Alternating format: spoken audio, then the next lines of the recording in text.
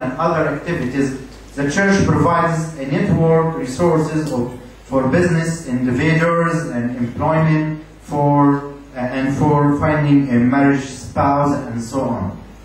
So people, they don't want to practice their life in the society, so they practice it in the church.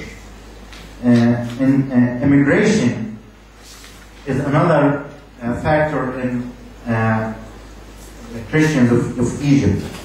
Many, since 1965, hundreds of thousands of Scots had migrated to Canada, Australia, the States, and Europe, and now they organize themselves into different groups, and they have a very loud voice in the media as well. Conversion of Christians, it's a long story from the beginning of Islam, but as mentioned about the 10th century witnessed the change in the demography of Egypt to become a Muslim in majority under different pressures. Another issue in the conversion of Christians, the religion of every citizen is in the ID card. That makes the change of religion from Islam close to impossible, officially in the papers. The ID cards let Christians to be treated by officials as second-class citizens. On the other hand, it's much easier for Christians to convert to Islam than for a Muslim to convert to Christianity. So the Muslim has the freedom to be Christians, has the freedom to be Muslims, but not vice versa. Though there are no specific statistics of the number of converts to Islam, it's estimated in the past that there was a few thousand conversions every year from Christianity to Islam. But in the recent years, this number has declined as Christian leaders have more actively interfered in the situation, and the Christian community has provided more support to those facing pressures to convert. Then the intentional interaction with Muslims. I call it a holistic approach. We have different approaches which active Christians or the churches in Egypt try to do. We have dialogue, but dialogue all were initiated by Christians and funded by Christians.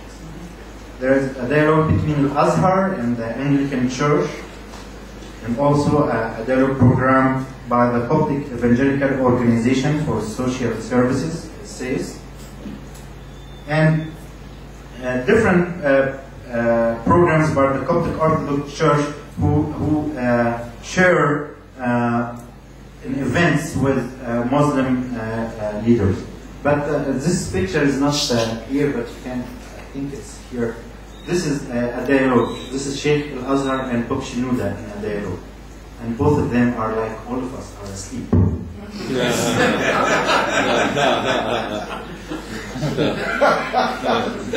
I was wondering. Yeah. We were praying. Yeah, no, they are sleeping. This is the ex-Sheikh Al-Azhar. He died this year. Then we have, but let me comment on dialogue. Dialogue is important, and there is also reason for concern. All dialogues have been initiated and financed by Christians. Furthermore, the dialogue tend to concentrate on issues where there is a common ground between the two religions, but fail to discuss theological issues, and they also didn't touch the grassroots. There are talks between the top leaders in 5-star hotels, but didn't touch the topic. Evangelism. Evangelism of Muslims takes many forms. Egyptian law forbids public evangelism outside the walls of the church. So this includes both public evangelistic meetings and intention to evangelize or convert any Muslims. The government make it easy for Christians to evangelize other Christians inside the church. There is no problem. But to evangelize Muslims, it's illegal. Christian churches organized and organizations and individuals seek to use any open door for evangelism. There are some occasions where Christians can practice evangelism in a way or another. The Cairo Book Fair is one of the events where you can find Christians try to find a way to distribute Bibles or Jesus film or talk to Muslims, and also in sand festivals where both Christians and Muslims come together. Also, in recent years, the media, Christian media, and the Christian satellite channels such as Set7, Hayat, Karma, Miracles, and other, they became popular among Egyptians, mostly Christians, but also there are some Muslims, and we can see that from the correspondence they receive. Social work also plays a very important role in building relationships between Christians and Muslims. So, 2 minutes. So, social work, polemics, there are some polemic approaches, especially through satellite, but it causes a lot of problems. Then, in my conclusion, I say that the majority of Christians in the Middle East now live in Egypt. In their long history with Islam, Egyptian Christians have kept their Christian faith and even contributed to global Christianity despite centuries of persecution and oppression. Let me give you my comments on that. From what I heard this morning and now, I think that we need to discover each other. We as Egyptian Christians, we need to discover Africa, to know more about Christianity in Africa. And Africa needs to know more about Egypt. And we can do great things together. Today I heard that many people, they want to learn Arabic and they want to read the Quran. We know Arabic and we know the Quran. We can help each other. You have challenges from Islam and we have challenges also from Islam. You failed that and we failed that. We lived with Islam for 14 centuries. Let us talk together and see how can we help each other. We don't have a complex of guilt, as I mentioned in my comment.